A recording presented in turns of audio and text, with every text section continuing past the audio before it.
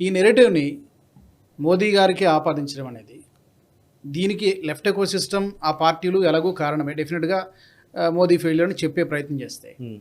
వీళ్ళు కూడా మోదీనే మా బలం అని చెప్పి పదే సార్లు చెప్తూ ఉంటారు కదా, అందులో ఎంతో కొంత పాత్ర వీళ్ళకి లేదంటారు. ఉంది, డెఫినెట్లీ మోదీనే మా బలం అంటారు, క్యాండిడేట్తో మాకు సంబంధం లేదు. ఇప్పుడు అదే ఇప్పుడు ఏంటంటే ఇప్పుడు మోదీ అనే ఒక పెద్ద స్టాల్వార్ట్ ఫిగర్ని, పెద్ద ఫిగర్ని తయారు చేసుకున్నప్పుడు డెఫినెట్లీ దాని అడ్వాంటేజ్ని తీసుకోవాలని బీజేపీ అనుకోవడంలో తప్పే ఉండదు.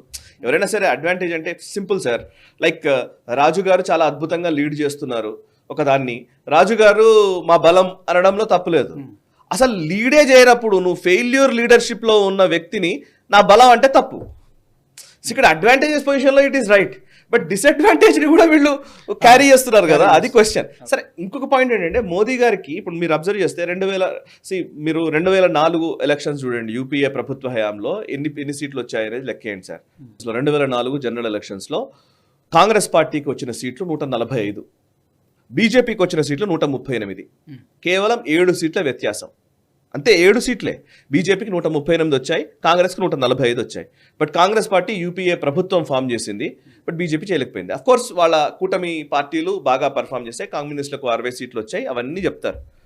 నువ్వు ఎంత చెప్పినా అంటే నేను అనేది వాళ్ళందరినీ కలిపిన ఒక దారం ఏదైనా ఉంది అనేది లెక్క. సో ఎన్డీఏ కూటమిలో కూడా కొన్ని పార్టీలు ఉన్నాయి ఇప్పుడు, లైక్ ఇప్పుడు కూడా ఎన్డీఏ కూటమిలో ఉన్నాయి. వాళ్ళ కూటమి పార్టీలు పర్ఫామ్ చేయడాన్ని బట్టి కూడా మీ రిజల్ట్స్ ఆధారపడి ఉంటాయి కాబట్టి. బట్ 138 సీట్లు బీజేపీకి వచ్చాయి, 145 సీట్లు వీళ్ళకి వచ్చాయి. సో నా క్వశ్చన్ ఏంటంటే ఇప్పుడు 280 నుంచి 270 నుంచి 272 ఈజ్ అ మ్యాజిక్ ఫిగర్ అయితే 272 నుంచి 240కి వచ్చింది బీజేపీ. ఒక 30 సీట్లు ఇతర పార్టీల మీద డిపెండ్ కావాల్సిన పరిస్థితి వచ్చింది. అప్పటికే BJP and RSS the whole eco system మొత్తం ప్యానిక్ అయిపోయారు. ఒక్క సెకండ్, ఒక 2-3 నెలల్లో అసలు ప్యానిక్ అయిపోయారు, ఏంటి రిజల్ట్స్ అని ఎక్స్పెక్ట్ చేయలేదు. సరే, ఎక్కువ ఎక్స్పెక్టేషన్స్ పెట్టారు అని అంటే అది ఫైన్ కావచ్చు, బట్ 240కి ఒక్కసారిగా ప్యానిక్ అయిపోయిన వాతావరణం బీజేపీ అండ్ ఎకో సిస్టంలో కనిపించింది. బట్ వాళ్ళు 99 సీట్లు వచ్చినా సరే విజయోత్సవాలు చేసుకునే పరిస్థితి వచ్చింది. సరే, మనం ఎన్ని మాట్లాడినా కూడా సైకలాజికల్గా చెప్తున్నాను నేను, ఒక సైకలాజికల్లీ వాళ్ళు అంటే కాంగ్రెస్ కూటమి ఎలా ఉంది అండ్ బీజేపీ కూటమి ఎలా ఉంది అనేది నా పాయింట్. సో ఇప్పుడు 30 సీట్లకే ఇమీడియట్లీ చంద్రబాబు వెళ్ళిపోతాడట. వైర్లో ప్రతి వారం రోజులకు ఒక స్టోరీ వస్తుంది ది వైర్లో. ఏమంటే చంద్రబాబు నాయుడు ఎన్డీఏ కూటమి నుంచి బయటకు వెళ్ళాలి, వెళ్ళిపోతే బాగుంటుంది, ఆయన చాలా గొప్పవాడు, ఆయన వెళ్ళిపోవాలి, ఇట్లా ఆయన ప్రొవోక్ చేయడం అనమాట. ఇది జరుగుతూనే ఉంది ప్రాసెస్ నితీష్ కుమార్ విషయంలో కూడా. సో అంటే ఇక్కడ అదే కాంగ్రెస్ విషయానికి వస్తే మీరు యూపీఏ 1 టైంలో మన్మోహన్ సింగ్ గారు ప్రధానమంత్రి అయిన టైంలో యూపీఏ కూటమి పార్టీలు అన్నీ కలిసి ఒక ప్రభుత్వం ఫామ్ చేసుకుని 5 సంవత్సరాలు ఉన్నారు. ఆ క్రమంలోనే అణు ఒప్పందం తీసుకొచ్చారు మన్మోహన్ సింగ్ గారు. అణు ఒప్పందం చేయాలనుకున్నప్పుడు కమ్యూనిస్టులు బయటకు వెళ్ళిపోయారు. ఓకే, మళ్ళీ తర్వాత మళ్ళీ కలిశారు. ఎప్పుడు కూడా వాళ్ళు ఒక ఇష్యూకి మాత్రం డిఫర్ చేస్తారు, వెళ్ళిపోతారు. ఆ ఇష్యూ జరిగిపోతుంది, మళ్ళీ వస్తారు లోపలికి. మరి ఆ ఇష్యూ జరిగిపోయింది కదా, అట్లుండదు.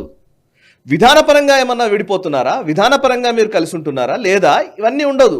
Anti Hindu, anti BJP, anti RSS, ఇది మాత్రమే మమ్మల్ని కలిపేది అనేది వాళ్ళు చాలా నిర్ద్వంద్వంగా చెప్తారు, చాలా స్పష్టంగా. సో ఈ ఎకో సిస్టమ్ అర్థం చేసుకోవాల్సింది ఏంటంటే, ఈ నేషనలిస్టులు లేకపోతే జాతీయవాదులు అర్థం చేసుకోవాల్సింది ఏంటంటే, చిన్న చిన్న కామెంట్లకి ఇబ్బంది పడే పరిస్థితి రాకూడదు.